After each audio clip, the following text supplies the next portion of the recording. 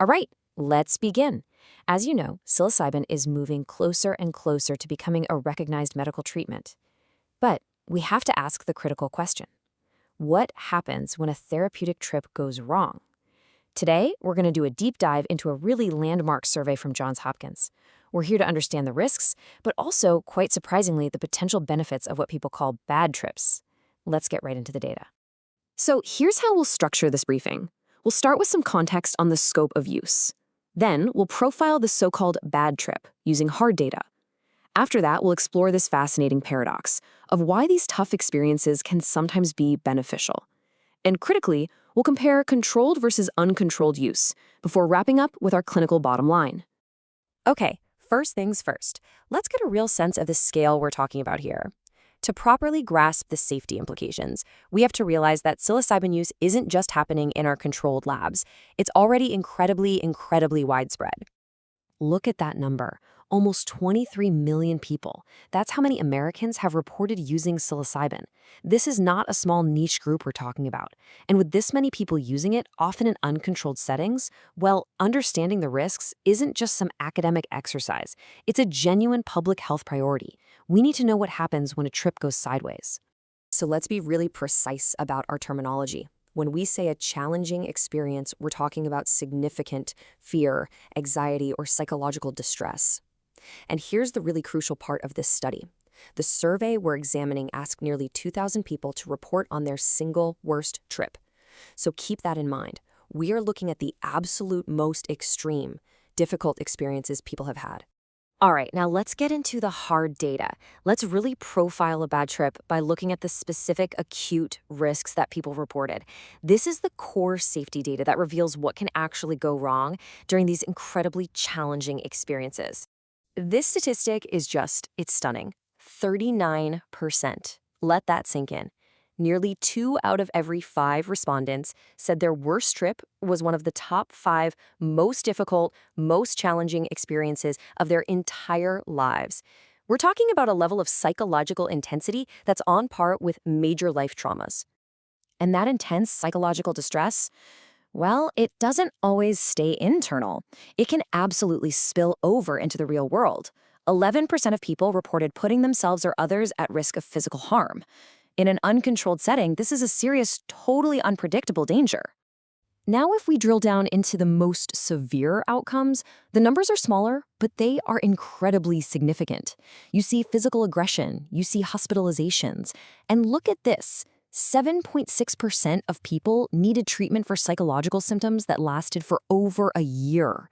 The study also documented a few cases linked to the onset of psychosis and even suicide attempts. These are the stakes we're dealing with. Okay, so we've just looked at a pretty sobering list of risks. It's serious stuff. But this is where the story takes a really fascinating, almost paradoxical turn. Because despite all this difficulty, the experience doesn't just end when the trip is over. This is just incredible, isn't it? 84%. The vast majority of people said that in the long run, they actually benefited from the very same experience they often described as one of the hardest of their lives. So what's going on here? How is that even possible? How can something so profoundly difficult end up being beneficial? And here it is. This is the core of the paradox. The researchers found a positive correlation. The more psychologically difficult the experience was, the greater the reported increase in long-term well-being and life satisfaction.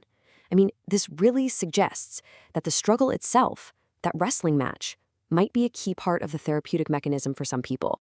But there is a critical nuance here, and this is probably the most important clinical insight. It's a story of degree versus duration. A high degree of difficulty, meaning a really intense experience, was linked to those positive outcomes. But a long duration of difficulty was linked to negative ones. So, put simply, an intense but brief struggle can be incredibly beneficial. Prolonged, unresolved suffering is harmful. Which brings us to perhaps the most critical point for us as clinicians. Context is everything. All the data we've seen so far on these risks comes from these uncontrolled, in-the-wild settings. So what happens when you bring psilocybin into a controlled clinical environment like ours? This table just lays it out perfectly. The difference is night and day. On the left, in the survey, you have almost no screening, minimal prep. Look at that, only 2.7% even had a guide.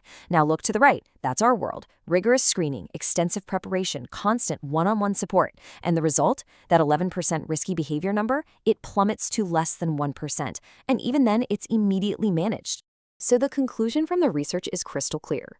In a controlled lab setting with the proper screening, the proper preparation, and the proper support, the entire risk profile of psilocybin changes, and it changes dramatically. Those serious adverse events we saw in the survey, they just don't happen at anywhere near the same rate. So let's bring this all together. What is our clinical bottom line? Based on all this data, what are the key actionable takeaways for us to ensure we're using psilocybin safely and effectively? Okay. Here are 4 principles we need to remember. First, and most importantly, setting and support are everything. They are our #1 risk mitigation tool. Second, our goal during a challenging session shouldn't be to eliminate the distress, but to help the patient move through it, to reduce its duration. Third, a history of psychological treatment is a key flag. These patients were more likely to seek treatment again after a difficult trip. And finally, dose matters. Higher doses ramp up both the intensity and the length of the challenge. And this really leaves us with a fascinating clinical challenge, doesn't it? The data shows that this deep psychological struggle can be an incredibly powerful catalyst for growth. So the real question for the future of psychedelic therapy is this: how do we create a safe container for that struggle? How do we harness the therapeutic power of a difficult journey to ensure a safe and ultimately transformative arrival for our patients? Thank you.